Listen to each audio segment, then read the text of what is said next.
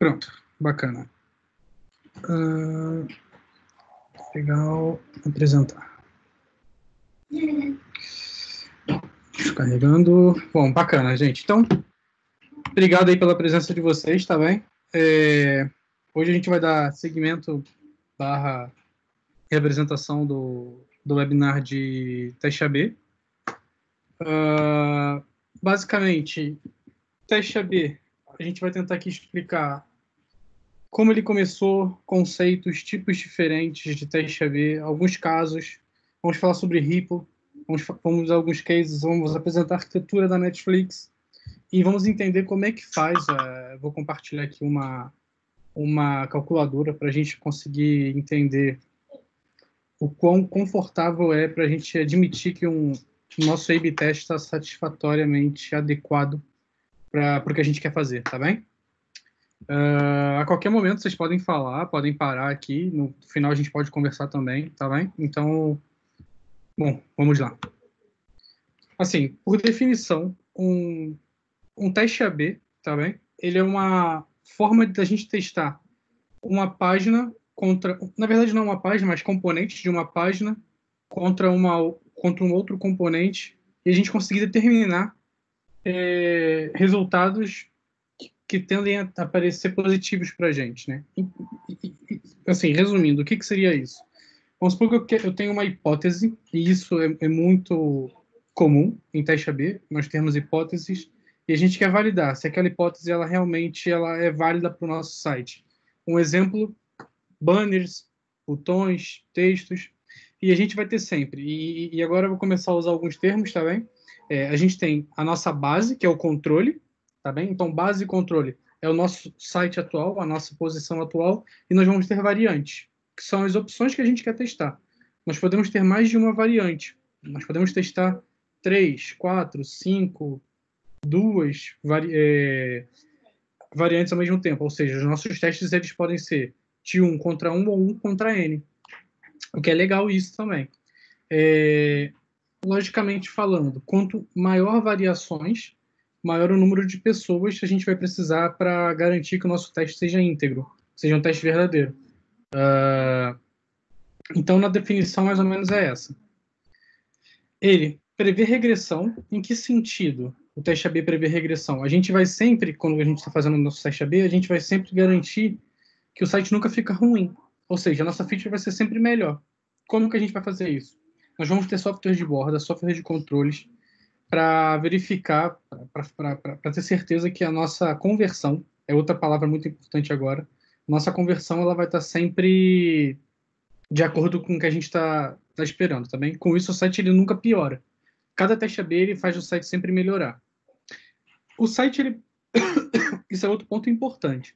O site, quando a gente fala que ele nunca piora, não é que um e-commerce ele segue essa receita de bolo aqui e ele vai ser sempre essa estrutura. Ele tem que ter botão amarelo, cor azul? Não.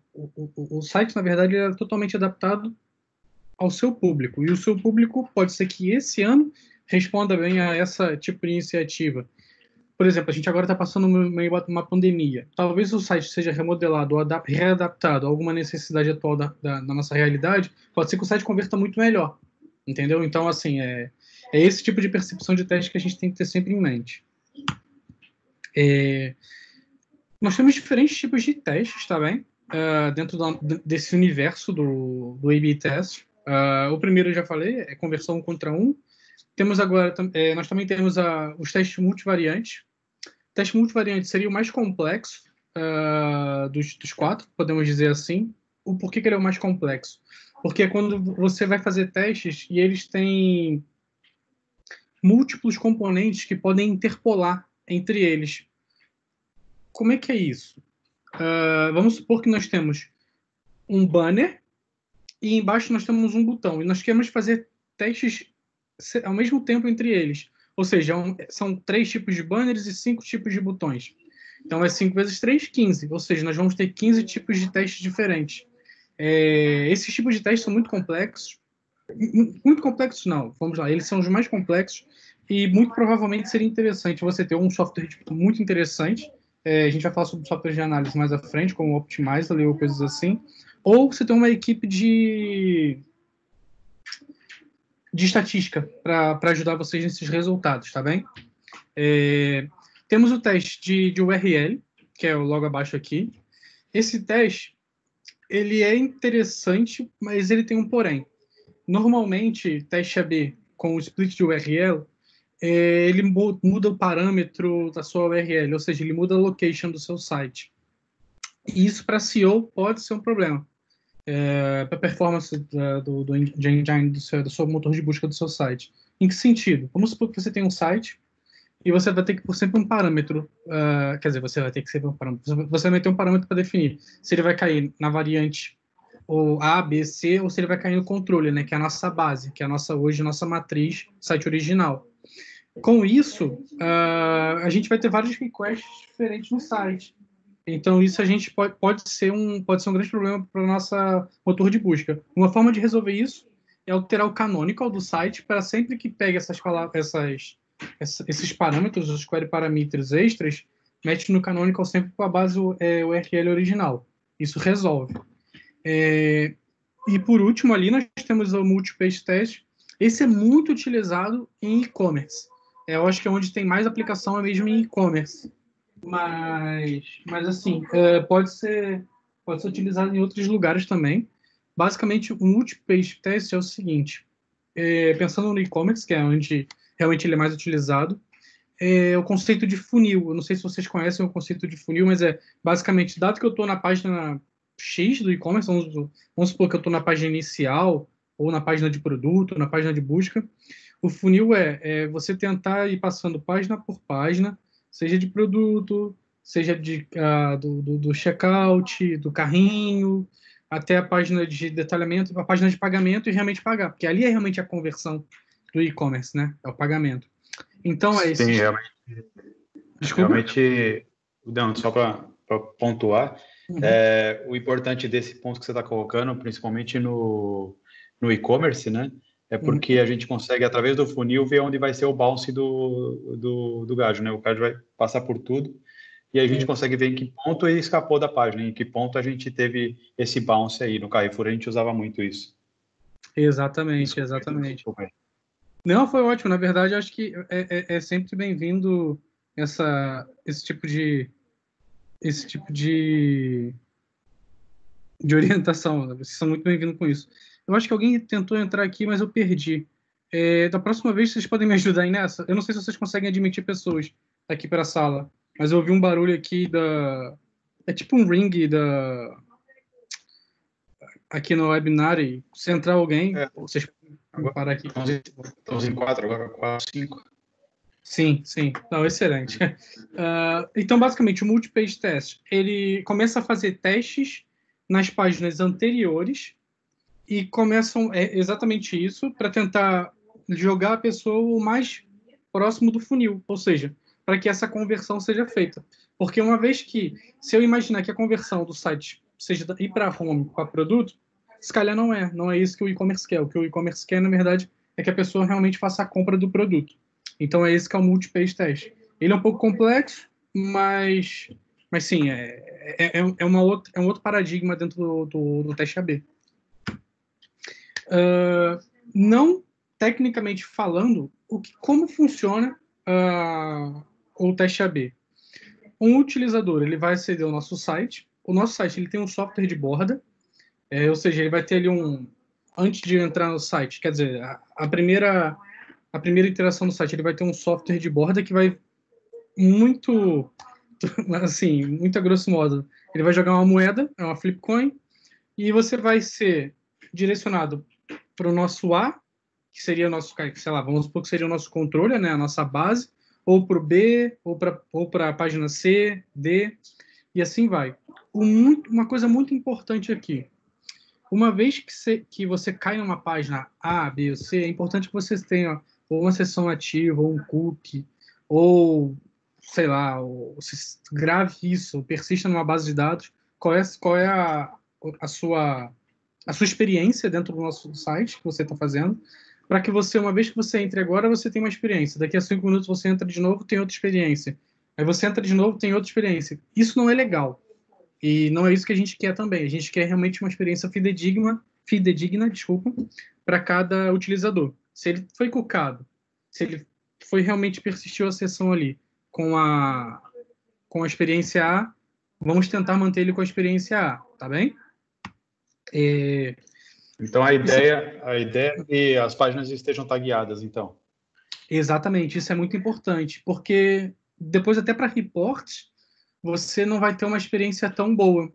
Vou dar um exemplo aqui muito simples assim. Um utilizador somente, um utilizador, vamos supor que ele tenha ele entrou no site 10 vezes. Ele entrou no site 10 vezes e assim, vamos supor que dessas 10 vezes que ele fez essa interação, 2 vezes ele clicou numa A, 2 na B e, sei lá, 3 na C. E 2 vezes ele não fez nenhuma interação. Assim, analiticamente falando, se a gente olhar isso só no número, parece que realmente as competições estão muito boas, o site está muito, assim, as conversões, então, essas 3 se destacaram em relação às outras.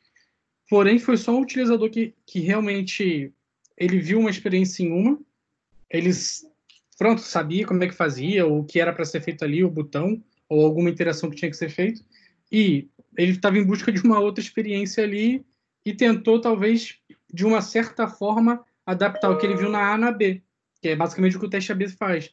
São funcionalidades muito semelhantes, mas de forma diferente. Sendo assim, ele acaba sujando o teste, né? Esse utilizador ele vai sujar o teste. É claro, se ele limpar os cookies, se ele limpar a sessão, ou se a base de dados foi limpa, né? Não tem como. O ideal é a gente persistir. Mas se não der, pronto, realmente não tem muito o que fazer. Mas sim, o ideal é persistir mesmo. Deixa eu seguir aqui agora. Oi? Pode falar. Não, ótimo, acho que é isso mesmo. Para a gente não perder o fio da meada, né? Exatamente, exatamente. Isso é muito importante para reportes, né, para os relatórios. Isso aqui é um case bacana da FDA. A FDA é o controle de drogas, né, dos Estados Unidos. E quando eu digo drogas, é remédios e realmente drogas também, todo tipo de drogas. Eles já utilizam o conceito de teste AB há muito tempo atrás, antes de teste AB ser o teste AB para tecnologia. E como que eles fazem isso, né?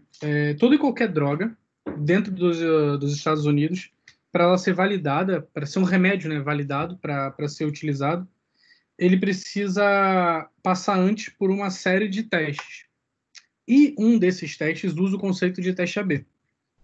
Como é que funciona? Eles pegam dois grupos, selecionam 2 grupos aptos a teste, pegam com base o remédio que eles querem testar e o outro com base farinha, por exemplo, ou algum remédio que na verdade não seja remédio, né? Ou algo muito semelhante que eles sabem que não vai causar nenhum efeito. E eles dão para esse grupo uma amostragem grande de pessoas para realizar realmente esse tipo de testagem. E assim eles conseguem avaliar se aquele remédio realmente é eficaz ou se é apenas um efeito placebo, que é a pessoa, ao ingerir algo, achar que aquilo fez a solução e realmente eliminar remédios que não causam melhorias realmente ao organismo, né? A título de curiosidade e, e tentar atualizar um pouco o slide, isso aqui é a fórmula da cloroquina. Então fica a dica aí para o pessoal. Então, é só uma brincadeirinha. Bom, teste AB realmente na tecnologia. Quando que isso começou? Foi pelos anos, salvo erro, agora realmente estou um pouco na dúvida, mas salvo erro foi em 2000, foi por aí, 2000 e pouco. Ou seja, é algo bem recente, o conceito em tecnologia. E quem trouxe o conceito de teste AB para a tecnologia foi o Google. E como que eles trouxeram isso? O Google, ele sabia que ele tinha um motor de pesquisas absurdo, sabia que tinha as melhores buscas e sabia que muita gente buscava. Mas ele não sabia qual era a melhor forma de apresentar esse resultado e ele não sabia quantos resultados exibir por página. Então, o que eles fizeram? Perguntaram ao utilizador. Nada melhor do que isso. Então, o que eles fizeram? Eles primeiro fizeram o teste de cores. Vocês podem ver à sua direita é o teste utilizando links da forma original, como é pelo HTML. E a outra, eles alteraram o Google, as cores para preto. Hoje todo mundo sabe qual é a vencedora. E eles fizeram outro teste, por acaso eu não achei a imagem, mas eu li isso aqui tudo é baseado num paper, que eu dei uma lida nos papers do Google. Basicamente, eu não sei se vocês se lembram, tem lá embaixo no rodapé do Google, aqueles números de iOS. Google. Então eles não sabiam qual era o número ótimo de resultados que o utilizador ia. Será que o utilizador vai até a página 20? Até a 30? Até a 40? Vamos testar. Então, o número de resultados ótimos que o Google descobriu que era o número 10. Ou seja, se vocês verem isso, até hoje são 10 o número de páginas que utiliza na página de resultados do Google.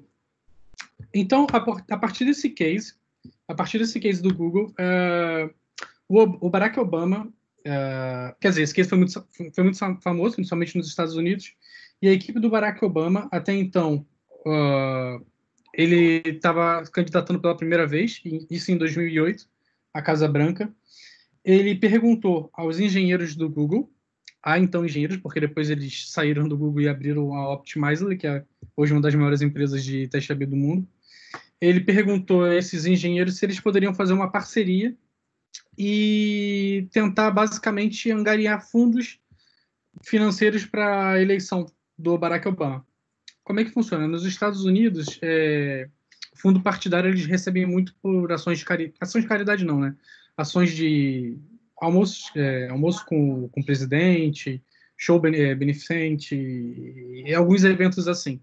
Então, basicamente, o Obama ele criou uma página, uma simples webpage ele tinha, né? Como vocês podem ver, a ideia junto com a Google era ter uma mídia central e um botão. E esses dois elementos que ele queria testar. O resto estava tudo de acordo. Ou seja, não sei se vocês se lembram lá no começo, quando temos dois elementos ao mesmo tempo testando, isso é uma multivariante. Ou seja, isso aqui com certeza vai ser um N-N de opções. Ou seja, temos uma mídia e temos um botão. E basicamente ele tinha aqui o e-mail de uma pessoa e tínhamos o código postal.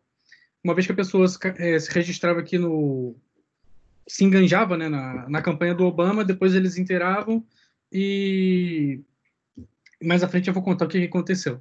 Então, basicamente era aqui, ó. Não é legal vocês verem os números, que vocês já vão saber quem ganhou aqui, mas basicamente nós tínhamos mídias e botões diferentes. Não sei se vocês conseguem ver, temos a mídia do Get Involved, tem dele com a família, ele sozinho, e tem vídeos também. Além de imagens, tem vídeos.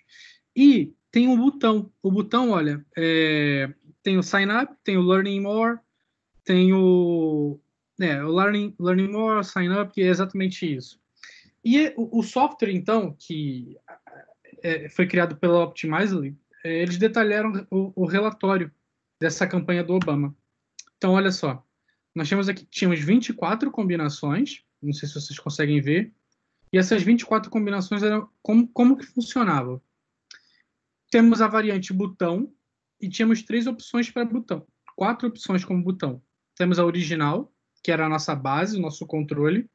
Tínhamos o Learn More, o Join Us Now, o Sign Up Now.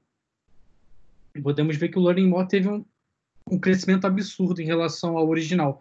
Essas conversões, elas sempre são em relação ao original, tá bem, gente? Então, assim, se aqui teve um incremento de 18%, é 18% em relação ao original. Aqui teve um decréscimo, então, voltamos aqui para a mídia agora. A mídia, né? Tínhamos uma foto da família, que teve um incremento de 13%. Tínhamos aqui, isso é o valor unitário, tá? Quando a gente está vendo aqui, é o valor unitário, ou seja, é só essa mídia contra essa mídia contra essa mídia. E no total, a gente pode ver que essa daqui teve uma conversão, a central, né, da família, essa do botão Learn More com a foto dele, teve 40% de conversão a mais. Ou seja, você imagina você fazer um site onde você só altera um botão e uma imagem, ele pode variar de 40% a mais de visitas, como é esse daqui, ou ele pode reduzir 30% os seus acessos de acordo com esse aqui do canto à sua direita. E por isso que eu acho que é muito importante a gente ter muito cuidado com o teste AB. Ele pode ir realmente do céu ao inferno. Então, aqui a gente tem as outras opções. Nós vimos que essa aqui, então, foi a mídia vencedora, né? Foi a página vencedora. E com essa página vencedora, foi o engajamento de 40% a mais, o Obama ele conseguiu, nessa campanha, 60 milhões de dólares só de teste AB. Quer dizer, somente teste AB. Graças ao teste AB, ele trouxe mais pessoas e ele conseguiu 60 milhões de dólares. Atualmente, nos Estados Unidos, todos os presidentes já utilizam o conceito de teste AB para as suas páginas, que foi um case realmente absurdo e eles utilizam isso até hoje. Sendo assim, a gente percebeu que o Obama tinha diversas opções. E ele poderia contratar realmente ali um cara que, sei lá, um presidente de campanha, ele poderia contratar alguma pessoa que poderia... eu acho que é isso daqui. Mas não, ele foi realmente a fundo e ele é menos eu acho e é mais eu sei, eu tenho certeza. E como que eu tenho certeza? É perguntando à minha audiência. Não tem como. Se você quer fazer um site perfeito para que alguém utilize, você tem que perguntar para quem utilize se o site está perfeito.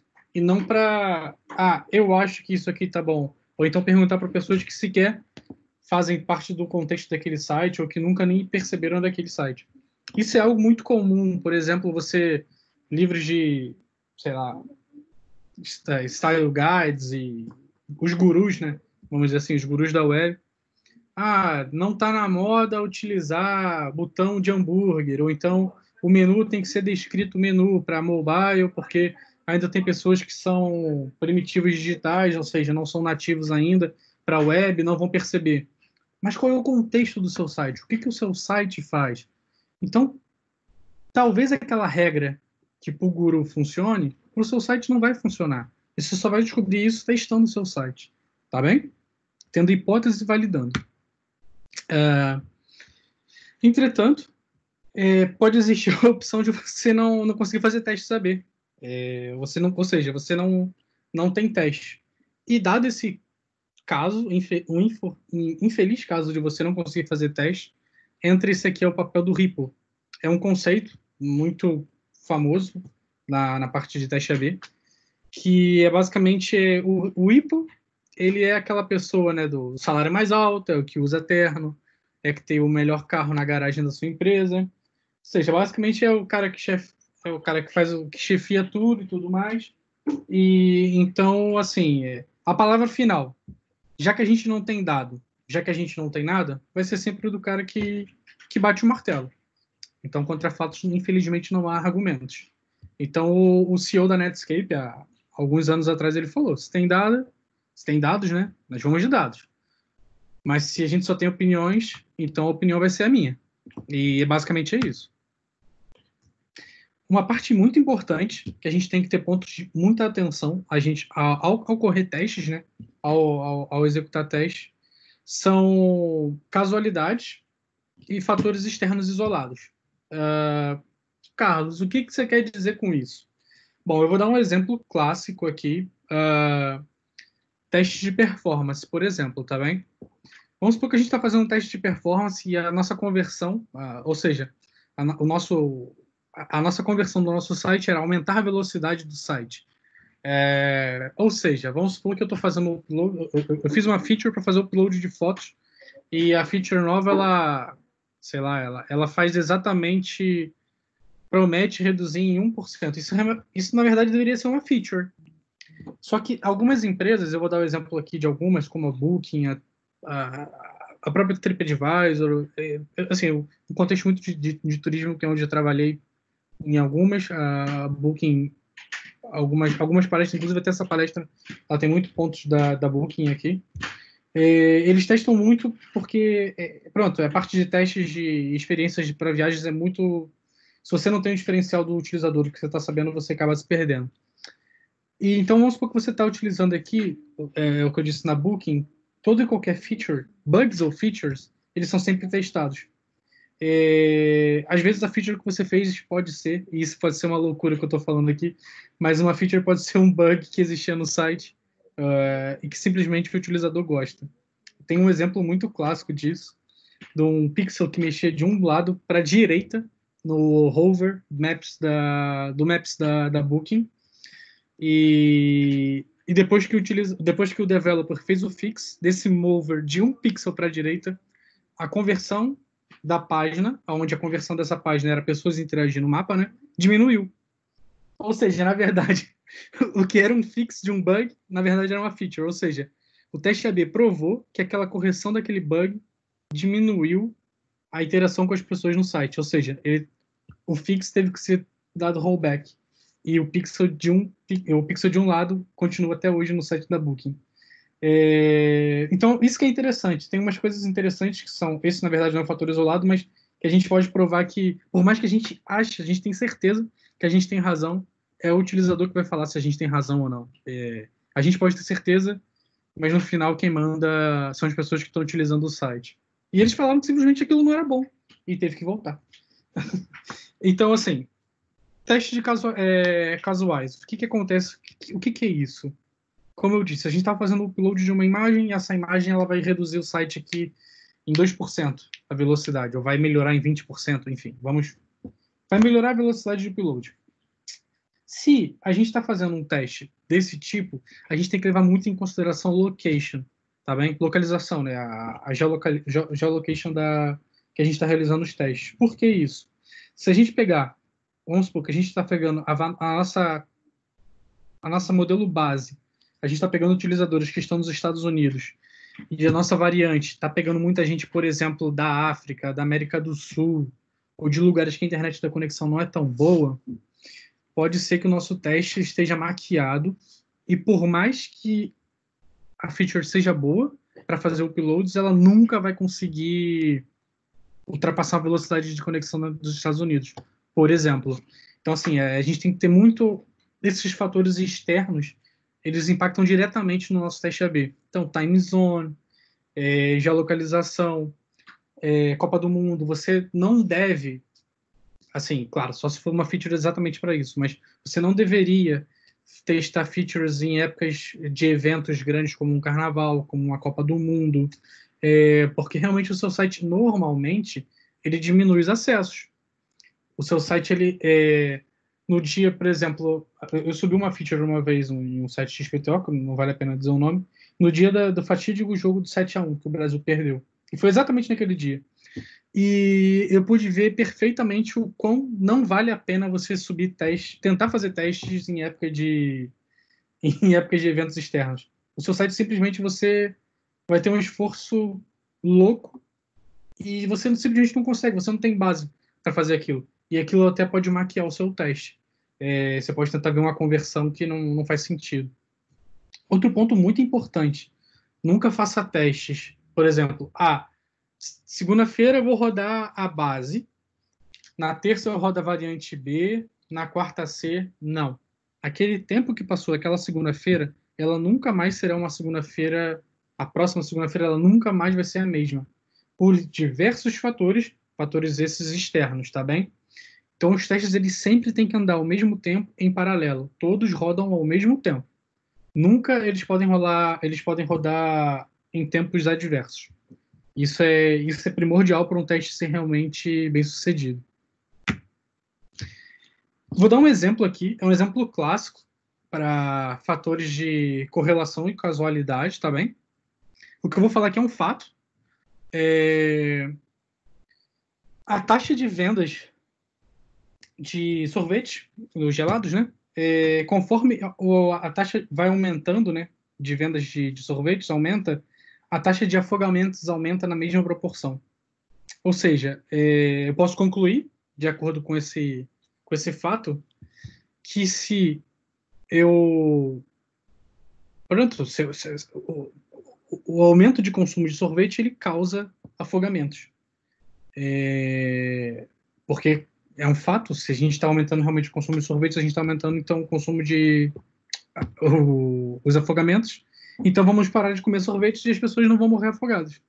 Mas não. Obviamente, isso é um fator de correlação. Ou seja, tá sol, As pessoas normalmente vão lá e procuram um sorvete, compram um gelado, e ao mesmo tempo elas acabam indo para os lagos, para as praias, e, enfim, para as piscinas, e inevitavelmente acabam acontecendo os afogamentos. E é aí que acontece a correlação, tá bem?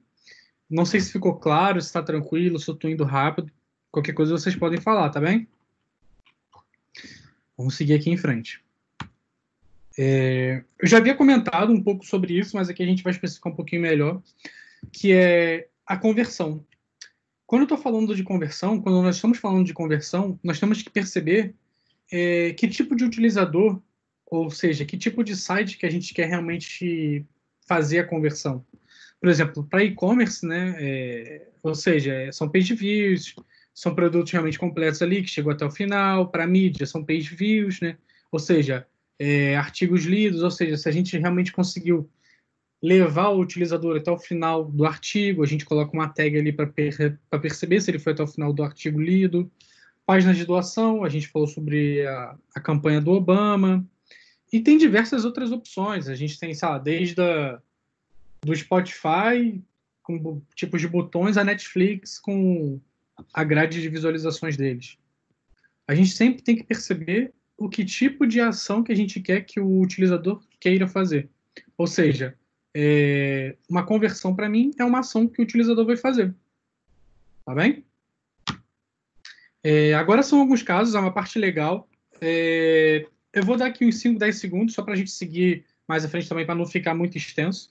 Agora a gente vai ser o Ripple, ou seja, nós não temos dados, e aqui é muito interessante isso, que é a gente agora sendo aqui aquele cara que tem o carrão do ano, que é o cara que recebe o dinheiro mais alto da empresa, o quanto a gente também pode se enganar. O que é normal, porque, pronto, o site que define realmente é o user. Então vamos lá.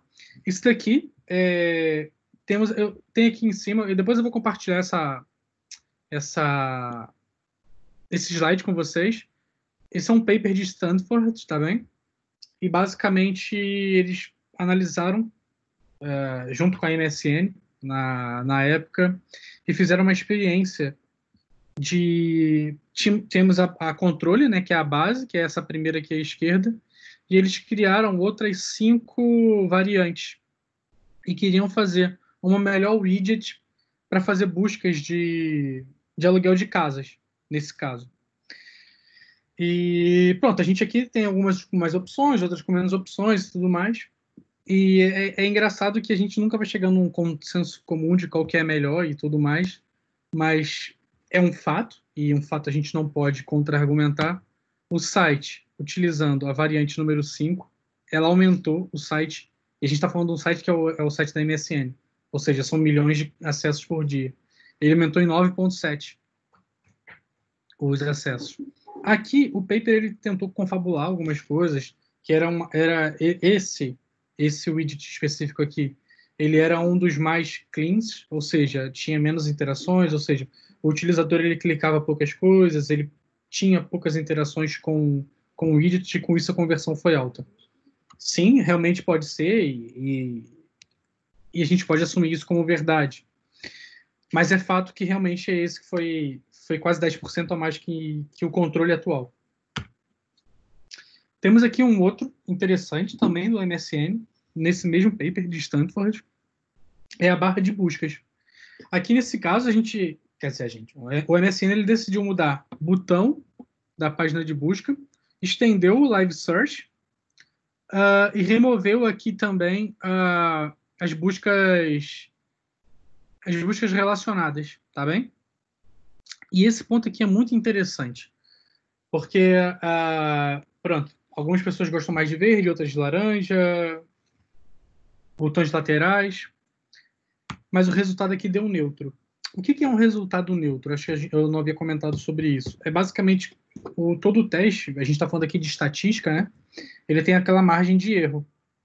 E por ele ter uma margem de erro, quando você fica dentro dessa margem ainda, tanto faz você manter, no caso, a sua controle, a sua base, ou você pegar a variante que empatou com a controle e tornar ela agora o controle, né? Porque para o utilizador, tanto faz. O utilizador do seu site, afirma que ou a variante A ou o controle, para ele, está muito bom. Esse case, para mim, é um dos melhores que tem, tá bem? Basicamente, a High-Base, a High-Rise, desculpa, que é a antiga Basecamp, que basicamente era um CRM da vida que faz tudo, vamos dizer assim. Eles queriam aumentar a base de users que eles tinham para a empresa, né? Para entrar em contato com eles. Então, eles decidiram começar a fazer A/B teste, teste AB. Então, a primeira página esquerda, como vocês estão vendo, era a página antiga deles. Era o CRM deles antigo, onde explicava mais ou menos como é que funcionava o produto deles. E eles decidiram fazer uma landing page com um pouco mais de texto, menos vídeos, algo bem mais clean.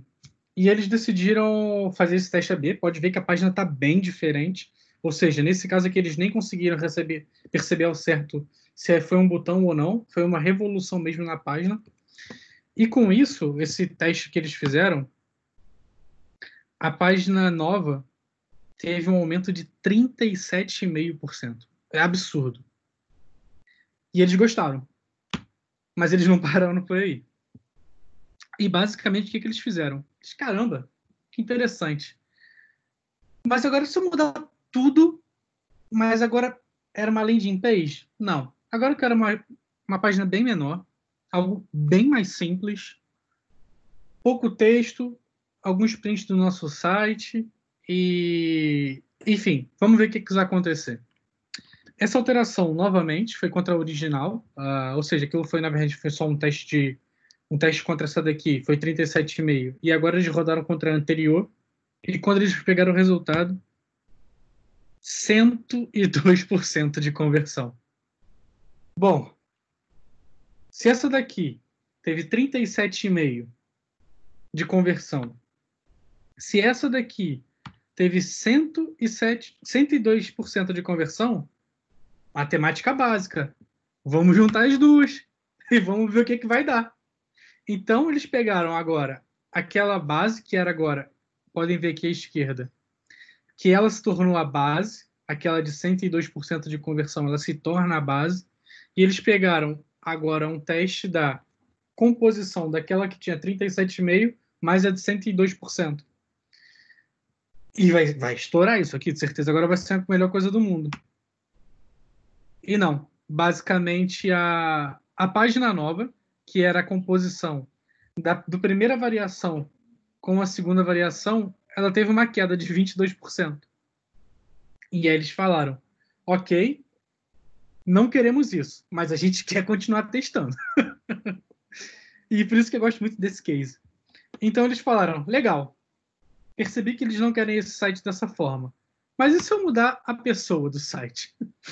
Então eles tinham a Jocelyn, que era a base, e eles tinham diversas outras pessoas com o mesmo layout.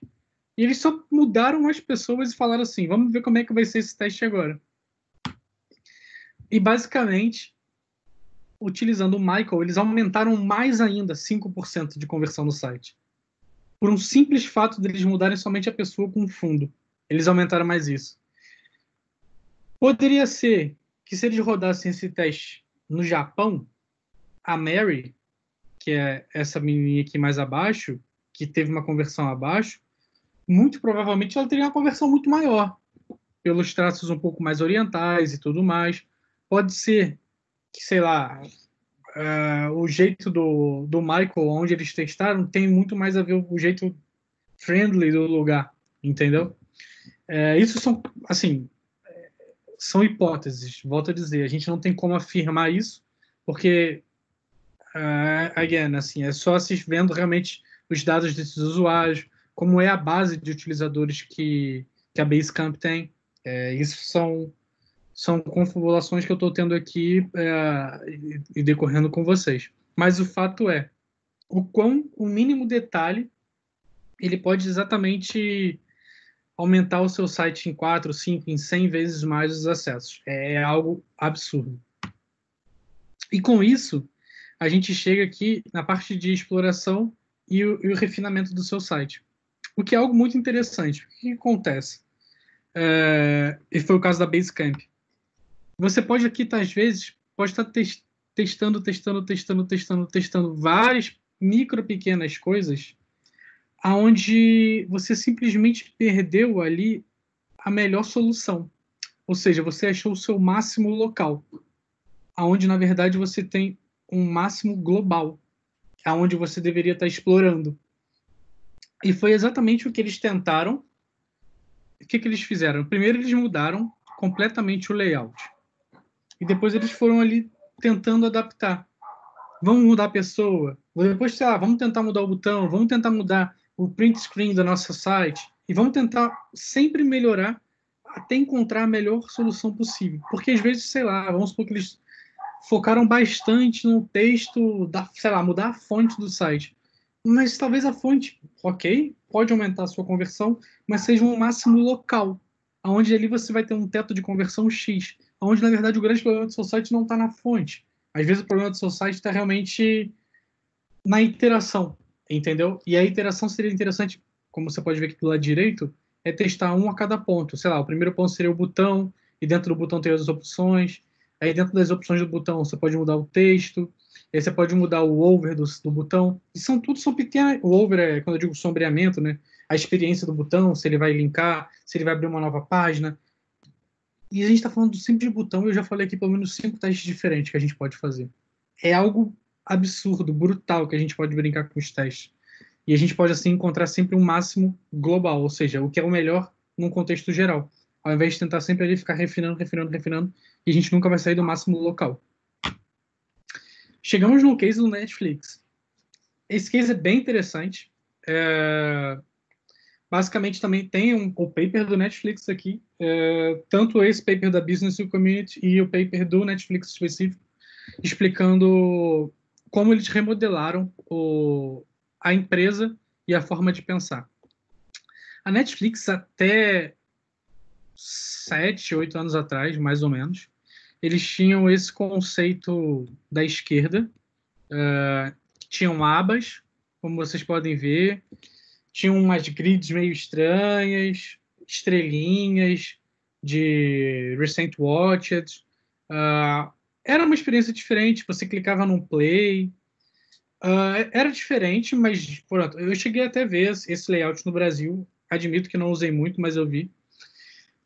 Entretanto, eles começaram a fazer uma alteração radical.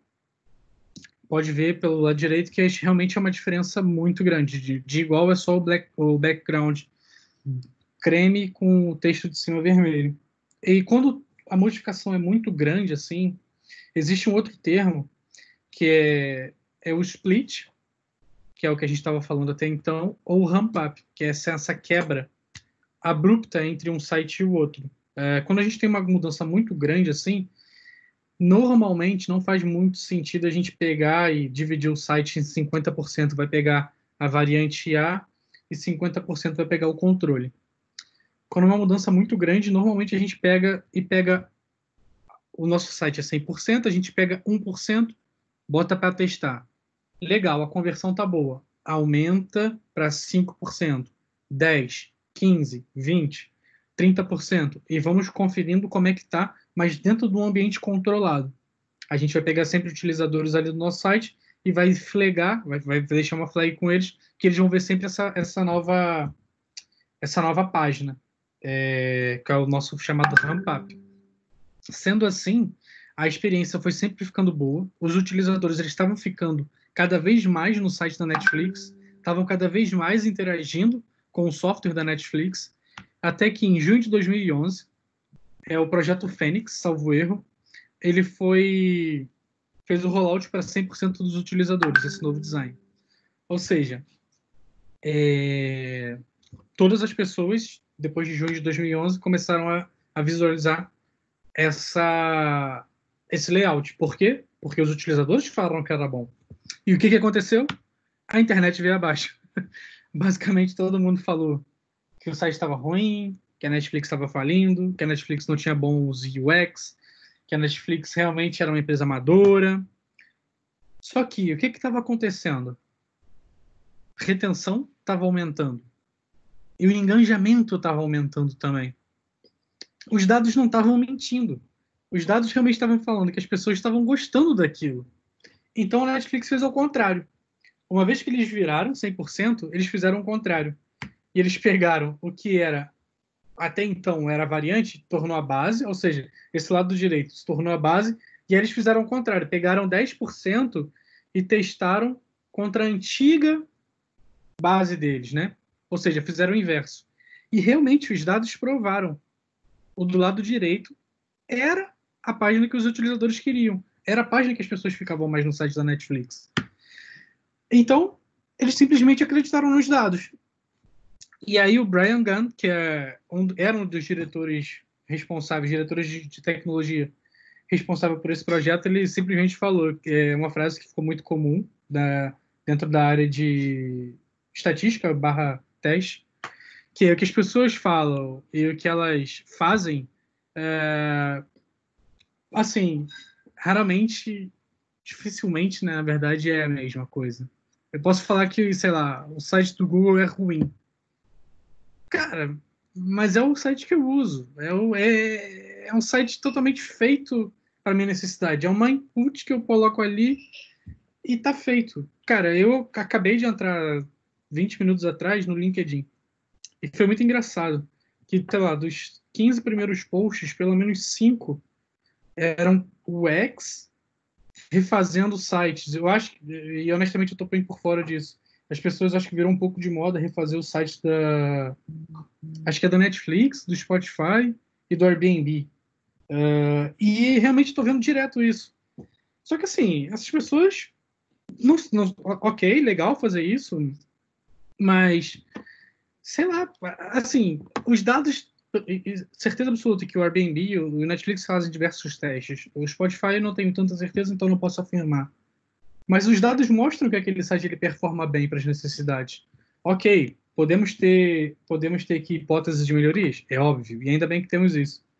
Mas é exatamente esse caso. O site é ruim, o da esquerda que é o bom. Não, os dados provaram que o da direita que é o bom. Quanto a fatos, não há argumentos. Simples assim.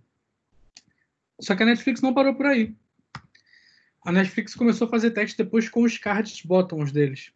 E eles começaram a perceber que as artes, quando realmente tinham pessoas em close, eram em closes ou em ações, como esses bonequinhos aqui, esses menininhos aqui jogando golfe, eles tinham melhores conversões em relação a quando eram pessoas mais em planos de fundo.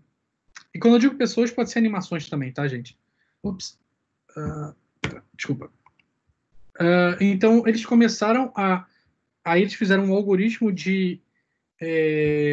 um algoritmo basicamente que eles... E é muito interessante, está nesse link aqui, que tem o Select the Best Art for Videos. É do blog da Netflix.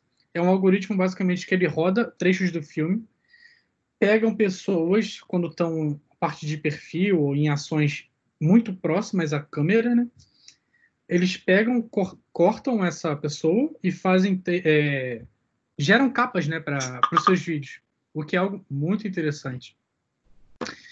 Então a gente tem aqui alguns exemplos de conversões que eles fizeram, ó, daquele como treinar o seu dragão, né?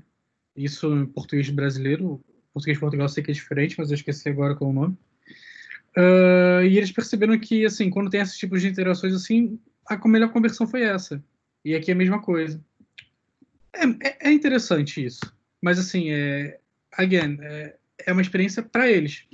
Pode ser que para um outro site não seja tão bem.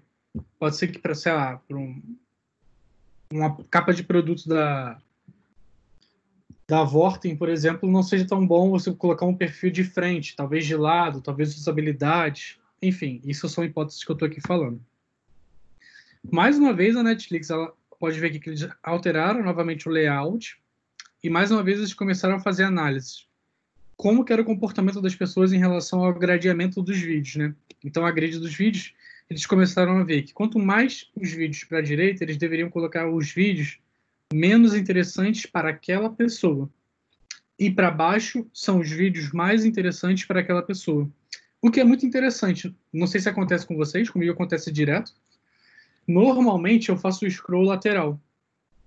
e fico assim, caraca, tem tanta opção de vídeo, tem tanta opção de filme, mas eu vou scrollando, scrollando, scrollando, scrollando, quando na verdade, assim, se você scrollar para baixo, provavelmente vai ter muito mais coisas relevantes a você.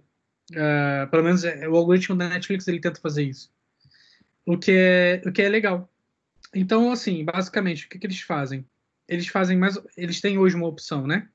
De 10 a 40 cards de filmes por linha, tá bem?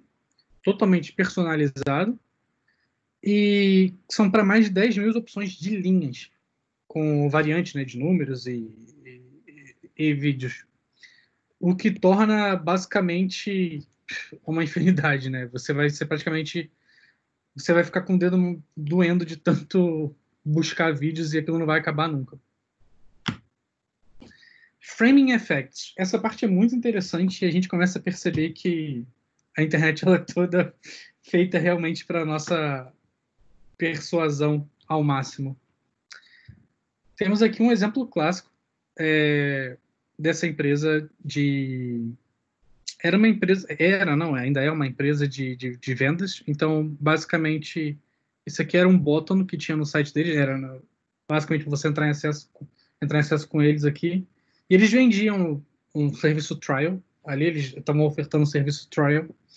E o teste que eles fizeram aqui era free trial ou try it free. Pequeno texto, só uma alteração do texto. E essa pequena alteração de texto do tipo, cara, tenta isso aqui de graça, pega isso aqui de graça, aumentou a conversão deles em quase 15%. Ou seja, o quão a forma da gente se expressar para o nosso utilizador, o quão impacto pode gerar. Isso é algo interessantíssimo.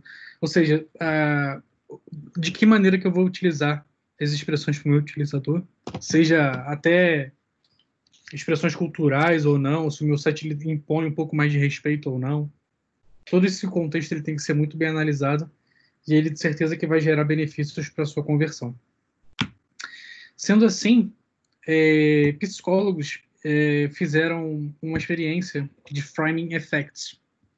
E é muito interessante, porque basicamente foi uma tese de doutorado de 2 psicólogos para provar o quão frame effects ele pode afetar realmente a decisão de um grupo de pessoas. E basicamente era o seguinte: eles queriam provar esse teste de o quanto o frame effects iria afetar a pessoa. Então eles pegaram 2 grupos de pessoas e eles tinham exatamente um fato. E o fato basicamente era basicamente um remédio que uma pessoa teria que tomar. Desculpa, não é um remédio, era um tratamento. A pessoa tinha que escolher um tratamento enfim, uma forma de tratar uma doença, aonde, de qualquer uma das formas, o tratamento A ou o tratamento B, seja da forma positiva ou negativa, o fato tem que sempre acontecer 400 mortes vão ocorrer, aonde o tratamento B, 33 tem a chance de não morrer, e no tratamento A, 66% de chance de ninguém morrer. Tá bem?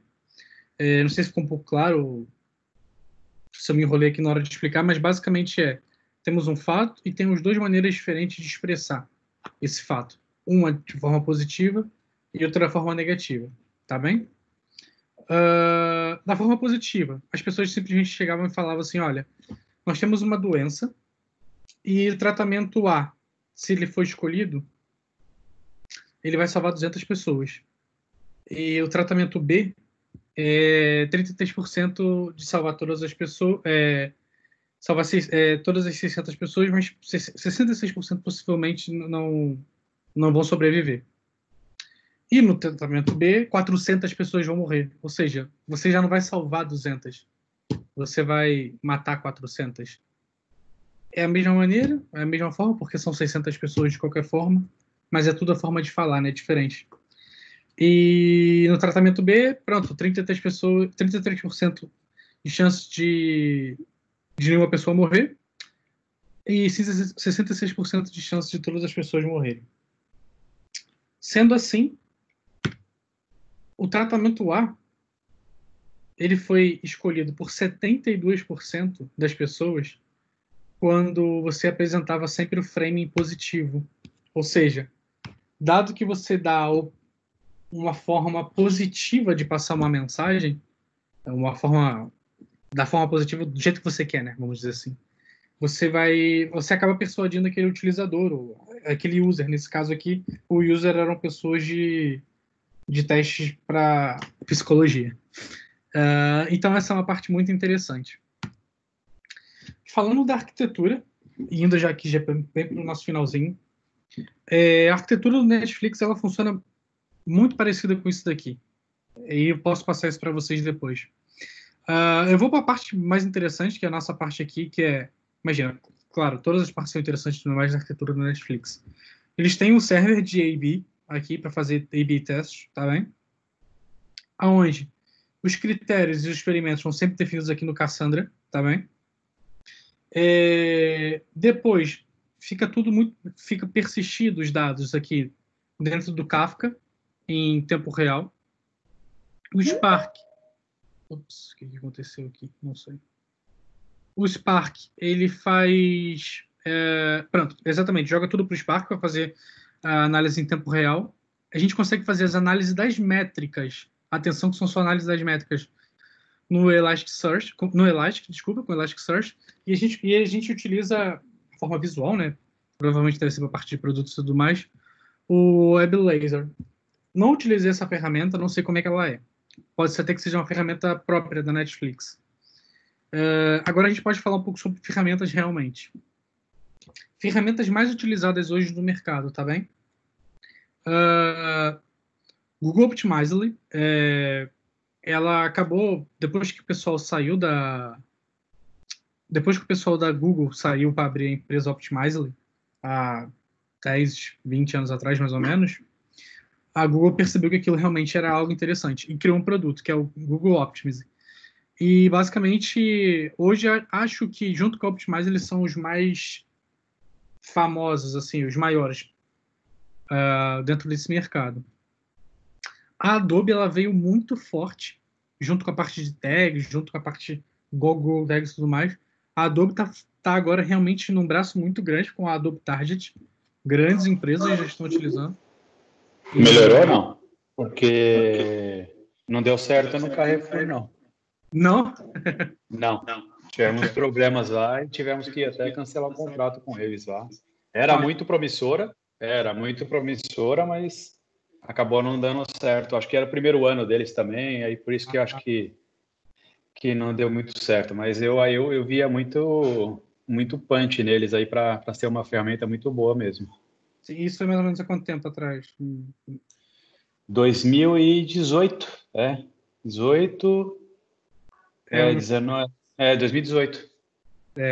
Assim, hoje tem umas empresas grandes, estão utilizando, inclusive a TripAdvisor, por exemplo, ela está usando o Adobe para isso. E, assim, claro, não é um produto completo, não é, de tudo. Você tem que ter ali, por exemplo, alguns softwares para fazer controle de gestão de como que você vai exibir sua página e tudo mais, mas para fazer registros das suas métricas, por exemplo, de eventos, do tipo garantir que aquele utilizador fez aquela ação que eu queria, de registrar a sua conversão, é uma ferramenta interessante. Para fazer a análise dos dados, talvez você tenha que ter alguma própria. E realmente, você tendo que ter ferramenta ao mesmo tempo, sendo que tem algumas ferramentas que já fazem tudo para você, eu vou muito de acordo contigo. Realmente pode ser que a Adobe, para uma pessoa que realmente precisa de um software completo, ela não vai te ajudar. Muito provavelmente você vai ter que ter um software complementar ali ao lado. Tem esses dois aqui que estão interessantíssimos. Esse daqui é da Salesforce, é bem recente, a compra aconteceu. Eu vi que ele é bem simples de utilizar. A documentação é muito legal. É gratuito. Esse daqui, hoje, é um dos mais completos. Eles têm uns guias absurdos para ajudar em conversão de site e tudo mais. É muito interessante. E esse daqui, queria só um adendo que eu achei muito interessante. É um software que o foco dele é fazer A/B test para mobile. É o Nelio Testing. E, desculpa, é o Optimize. É isso daqui que é para testar para testar para mobile. Esse Nelio Testing ele é para testar, fazer teste no WordPress. Era algo que eu também não sabia que existia. O WordPress, pronto, representa hoje quase 60%, 70% da web. E você pode utilizar o Nelio Testing para fazer testes no seu WordPress. Você baixa um plugin, faz A/B test com ele. E esse Optimize, você pode fazer testes focados nos seus apps. Seja iOS, seja Android. Você consegue fazer teste utilizando ele, que ele é focado exatamente nisso. Então, essas duas ferramentas, quando eu estava estudando tools para A/B test, elas me surpreenderam muito. Uma, porque, pronto, pega bastante parte da internet, o WordPress. Não que seja bom, não é isso que eu estou falando, atenção.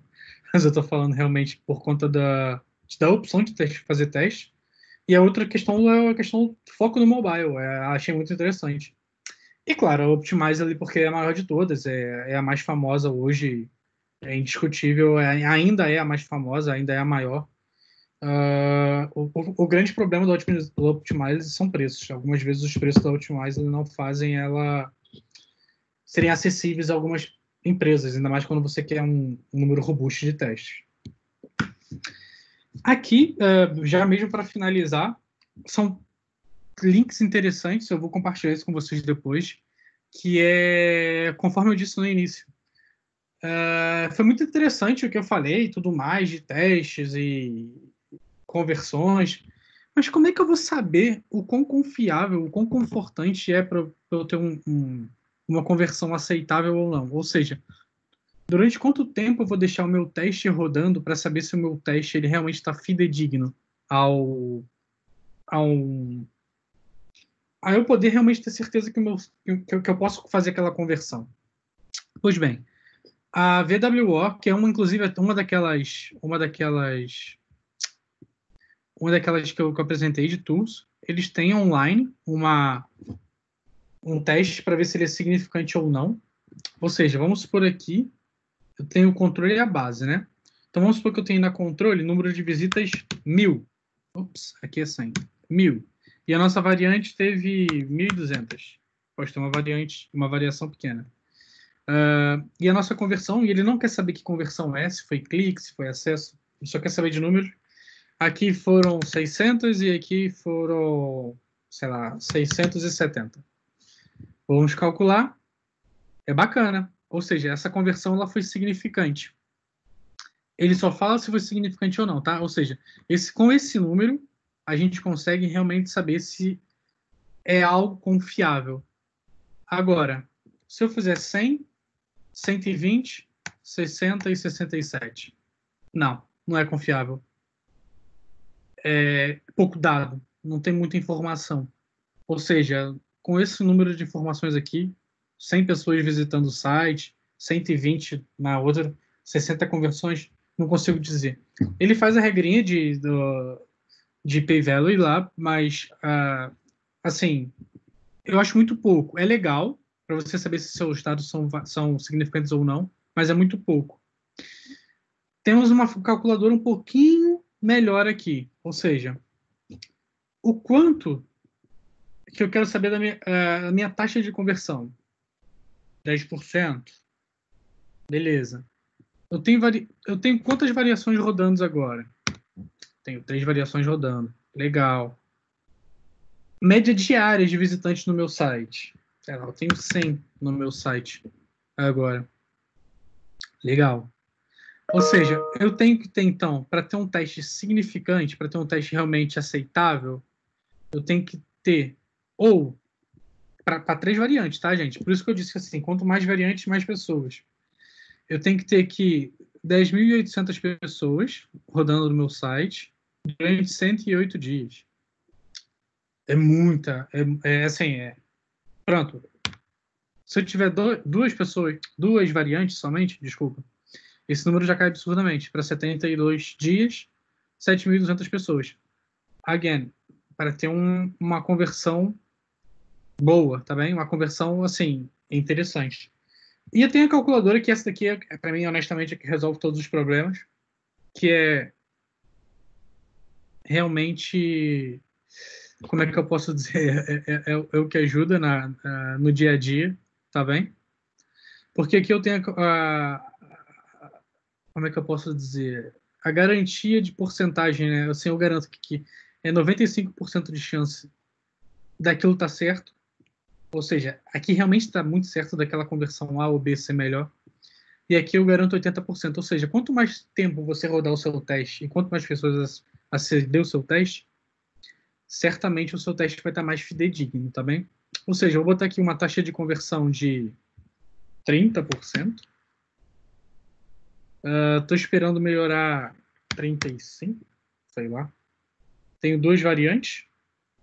Meu site hoje tem 1.000 pessoas acessando, tá bem? Então, se eu tiver 610 pessoas durante um dia, eu já consigo já fazer essa conversão.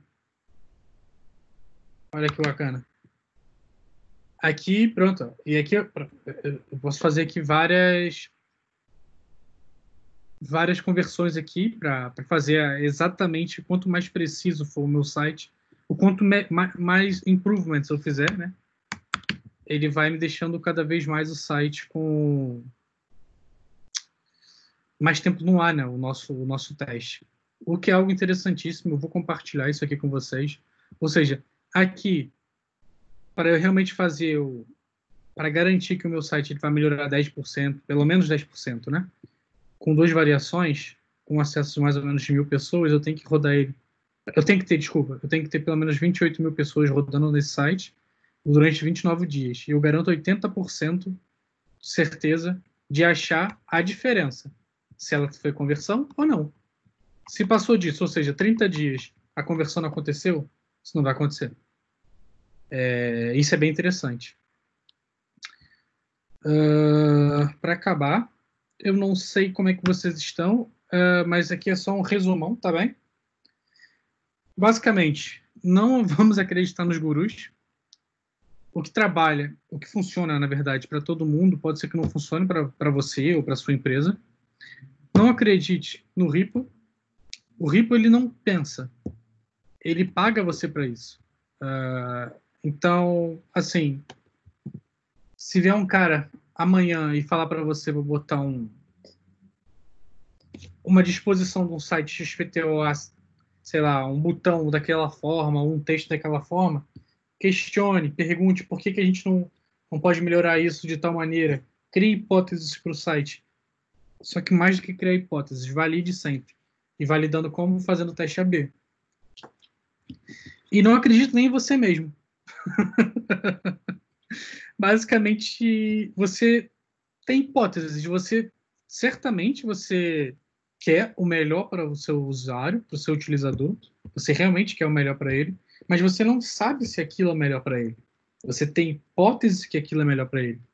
E você só vai ter certeza depois que você rodar os seus testes. Depois que o utilizador contar para você se realmente aquilo é o que agrada. Acredite nos dados. Eles nunca vão mentir para você. E esteja aberto para mudança. Às vezes é frustrante. Você tem certeza que aquela novo layout, aquela forma que você fez, aquilo vai converter. Aquilo vai melhorar o site. E é legal você subir e você ficar testando que o que você fez funcione. Mas simplesmente não acontece. O utilizador não funciona, aquilo não funciona para base de dados. É uma porrada na tua cara, tu fica triste, decepcionado. Mas que bom que você tem dados para você perceber que o seu utilizador, os seus users, o seu espaço amostral não está preparado para aquilo. Ok, esteja aberto para mudanças. Legal que isso não aconteceu. Talvez tente uma outra hipótese, talvez tente uma outra maneira de abordar. Experimenta primeiro, falha rápido e sempre acredite nos dados. Um resumão, teste tudo. Não sei se tem alguma dúvida, se ficou alguma dúvida, ou se tem algo a pontuar. Agora a gente pode, enfim, bater um papozinho. Eu não sei como é que vocês estão de horários. Eu sei que eu me estiquei um pouco aí. Peço até desculpa. Tranquilo. Bom, tô com vocês agora aí. Vou dar um tempinho se vocês quiserem falar, senão vou tirar aqui a gravação. Eu acho que ficou legal. Eu vou tirar a gravação aqui e a gente pode continuar, se for o caso. Deixa eu só ver como é que funciona aqui agora, gente. Stop. Boa. Stop record.